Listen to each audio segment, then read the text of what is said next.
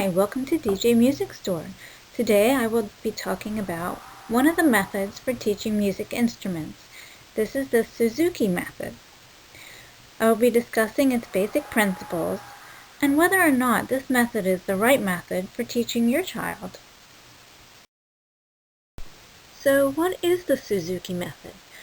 It is a formal training program developed by the Japanese educator Shinichi Suzuki in 1945, and he developed this after the devastation of World War II.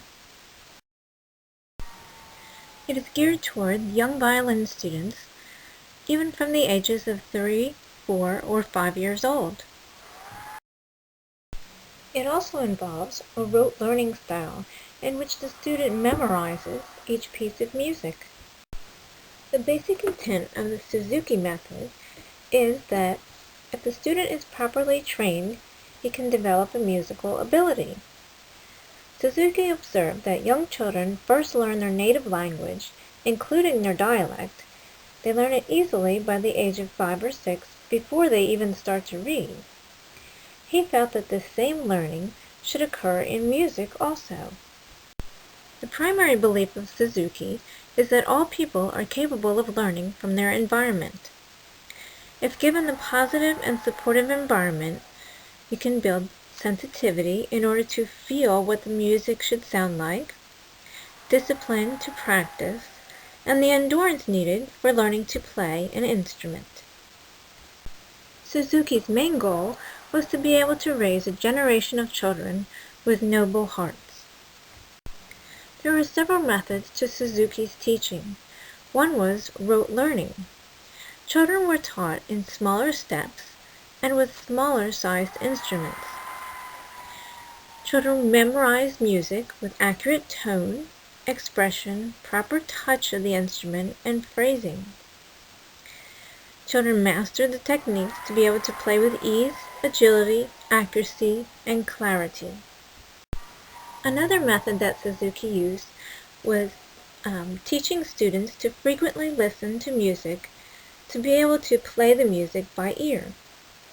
Children were asked to listen to recordings of music that is being taught, and they also were required to attend local classical music concerts frequently.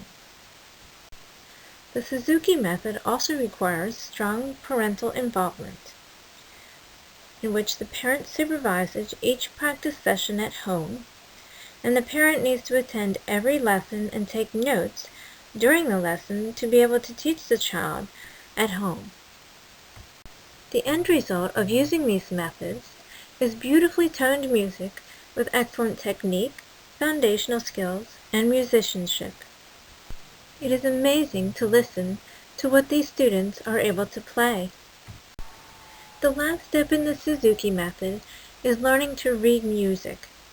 However, children were encouraged when they were playing not to actually read the music, but to continue to play it by ear. So is this the right method for your child? There are a few things that you need to consider if you would like to have your child use the Suzuki method.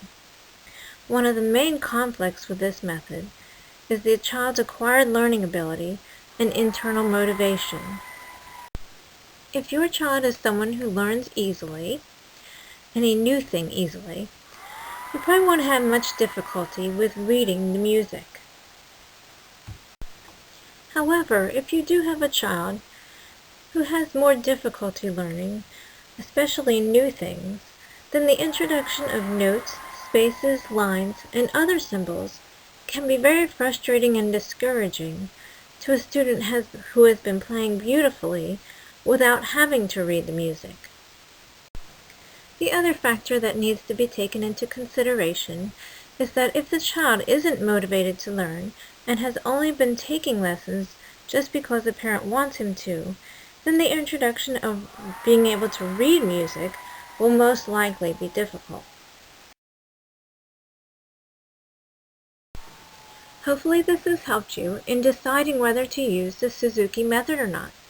And if you are in need of a violin or any other music instrument, including woodwinds, brass, percussion, or other string instruments, then you can come check us out over at DJ Music Store.